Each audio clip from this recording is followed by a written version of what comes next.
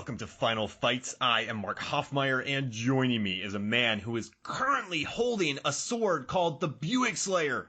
It's Nathan Leahy. I have the power over Buicks. That's what they called the sword in this movie. The Buick Slayer? Yes, they called that sword. So Anthony DeLongis, who also plays Blade, he actually is in the world, like the World Hall of Fame of knife throwers. So Blade in this movie, he actually he was Skeletor's stunt double in this fight, and he also helped with a lot of the stunt choreography. And he actually part of my job was teaching Dolph how to wield his sword. So they met. He told him he knew what he was doing. He was actually in the Black Belt Hall of Fame, and he's in the Knife Throwing Hall of Fame, which is amazing. Wow. He's with Danny Trejo from Desperado and that. That's hilarious that he is so legit with such a goofy costume. Like, how just like, what do we call this guy when he's got all the, he looks like a Blade. Yes, I love it. It's right on the nose. We don't need to think about it anymore. Blade it is. All right, so we got Blade. But he said that Dolph took to his training immediately. A lot of the choreography was done virtually on the spot, and you can tell from this final fight. But he said though that the Dolph's talent as an athlete and martial artist, that he was able to roll with the punches and get the job done with style. He's like, what we assembled was literally done on the day of the shoot. They called the sword the Buick Slayer because it was rather ponderous and hazardous. It was very tough to maneuver. And he said, anybody with less strength and athleticism than Dolph would not have been able to manipulate it with such apparent ease. Dolph did a really good job, and I was proud of our work together. So Blade and him had this battle, and dude, that sword looks heavy, and Dolph is throwing a Buick Slayer around, and it looks natural, right? It looks. I wouldn't say natural. For the day of. Okay. Yeah. I mean, he definitely is saying he did his best. I can absolutely believe it. Man, so how far back are we going in the fight? Just the Skeletor He-Man? Oh yeah, just Skeletor He-Man. So what we have when the lights go off. Got it. So do you know why the lights went off? Yeah, so you made this comment to me when we decided to do this final fight, and we were talking about the movie, and I told you this is one that I watched when I was growing up. Funny side note really quick before I go on to that, I didn't have the full movie. I just realized it when I was watching it the other day. I did not have the full movie when I was a 5-year-old. We taped it off of TV or HBO or something, and the first 20 minutes were forever missing from my childhood. So when I watched it the other day, that was the first time that I ever saw the first 20 minutes of this film. In Eternia, yeah. And so, sorry, quick side note there, but that's awesome. Yeah, that's like, when you brought Goonies. it up, that's like Goonies with the octopus, and I was, and then it wasn't on anything, but it was on the Disney Channel. Yeah. No, that's fine. Oh, octopus. But yeah, when we decided to do this movie, you made a comment that you were just saying like, oh yeah, it's really great and it's everything. You know exactly when they just ran out of money. The lights. And I had that in mind when I was watching it, and yeah, it was going through, and all of a sudden here comes the final fight, and there's no one else on set, and all the lights are off except for like 4 like spotlights that are like, swirling around, and I was just like, oh wow, he was not kidding at all. Canon Films, They ran out of money. I mean, you watch Electric Boogaloo, the documentary about them. They ran out of money, and they had to shoot that scene, but they couldn't afford any grips or electricians or extras. So they just bombed a couple lights on them. And it's so funny. And I remember when I was younger, I thought it was like really this epic, because like, oh, it's just the two of them and going through. And now as an adult, I'm just like, wow, there was an army. There was, Courtney Cox dying over there. There was, I forgot that James Tolkien was in the movie. He's great in it. I love him. That, he was over there before all this happened. And then all of a sudden it's just no one and the two of them. And it was like, for as powerful as these two are supposed to be, it was like really kind of lackluster. The best part about this fight is when Dolph pulls out the sword after he got Force Lightning by Skeletor, by the way. Let's call him Mecha Skeletor, by the way. Mecha Skeletor. What a weird costume. Like when you think of someone being like, I have all the power of the universe and going through, and it just turns gold and gets unsightly and just really hazardous. And like poor Frank Langella, there's no way that he would have been able to move comfortably in that, let alone fight in it. Like, it looked like he was uncomfortable just standing with all that stuff. His performance is excellent, though. A curious quartet. And, it's I want wonderful. Nothing or everything. And, I mean, it's very... I wrote a Cracked article about poignant moments. And so you should read about Mark Hoffman Crack. Go look up that article. But yeah, I read my stuff. But all right, so I love how he swings over on the gold drapes first. He-Man just swings over on gold drapes. Yeah. My favorite part though is Dolph pulls out the sword. I have the power, but there's a big light that comes out of it. Mm-hmm. And Skeletor just turns around like, oh, my eyes.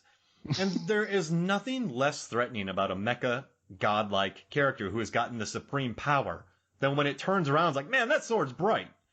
And listen, the power didn't go into his corneas. That was the only thing that he sacrificed. The power that could have gone into the corneas went into the helmet. He sacrificed the corneas for the helmet. He's like, I don't need those. I'll be fine. Who's gonna spotlight me with anything here? I'll be fine. It all went into his neck because that helmet was so heavy. So all neck muscles. There you go. It had to support the weight. Yeah, and the sword, like for something that is, for people that watched the cartoon or knew anything about just He-Man in general, they're like, this is the power sword. This is what gives him all of his power and do that. And like, I don't think they ever really made that a big deal in the fight or in the movie at all. Like He-Man was like a strong dude and he was a good fighter, but like they never made any big impact on the sword itself other than it was his and it was this trophy that Skeletor was going to have.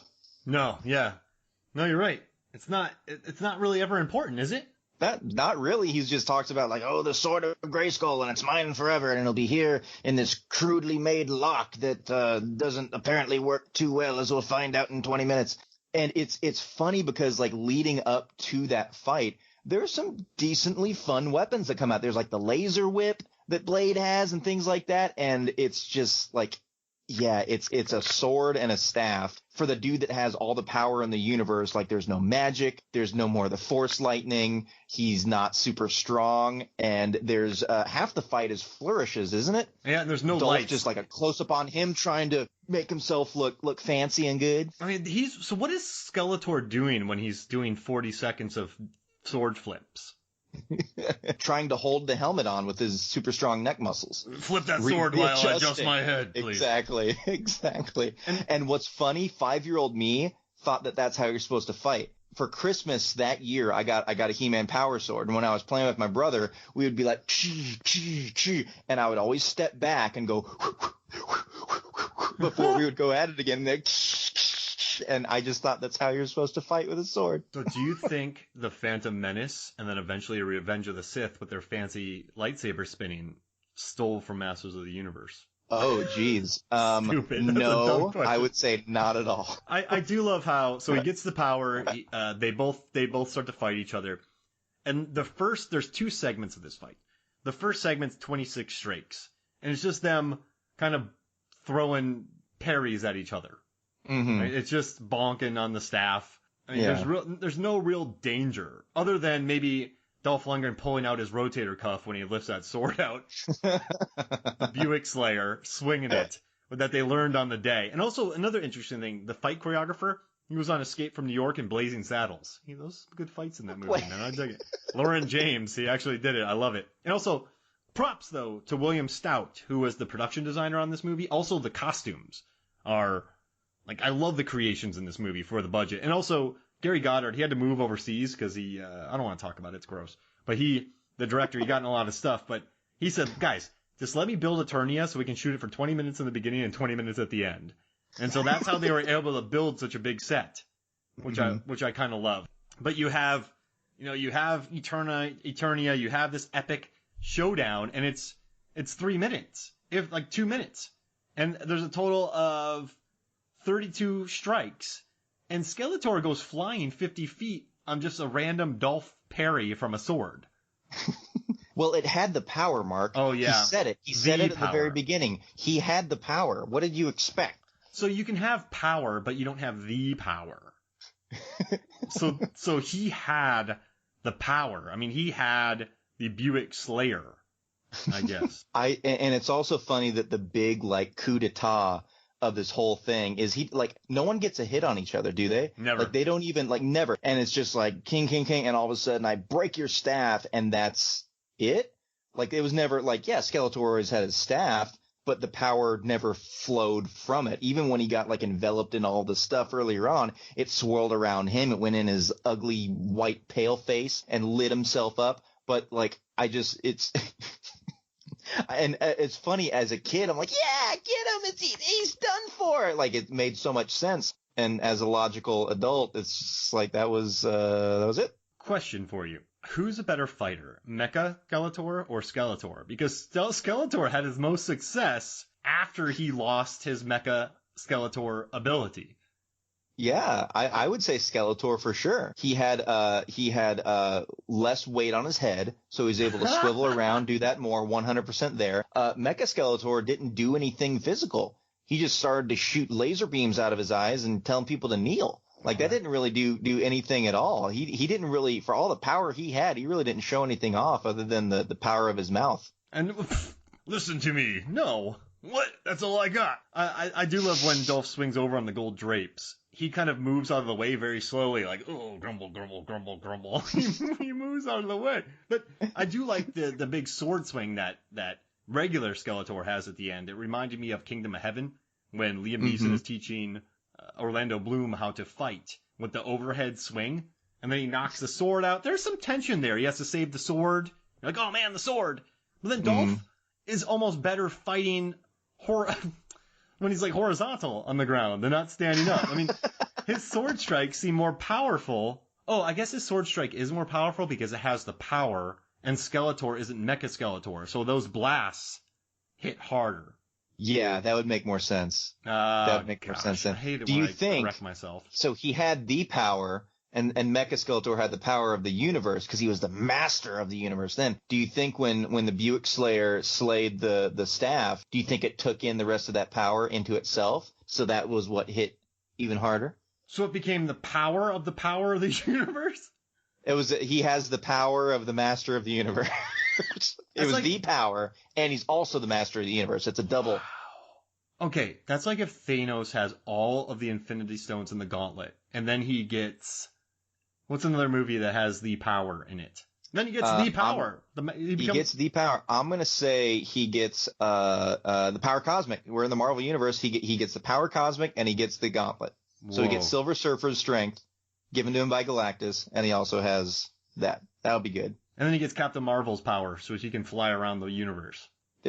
He can do that with the power cosmic? How dare you belittle the power cosmic? We're gonna get, we don't need to get into comic book stuff. You're gonna get me into this whole tirade. I'm an X-Men guy. I'm an X-Men guy too, man. I love them. I'm more about the X-Men because they just felt more human to me. I felt like they could die. Oh, and they have. Exactly. many times. I love X-Men 280 through 290. There's this thing where the Sentinel comes in and just blows off this guy's head. He has like a tank body and just blows off his head. Some of the best animation I've seen.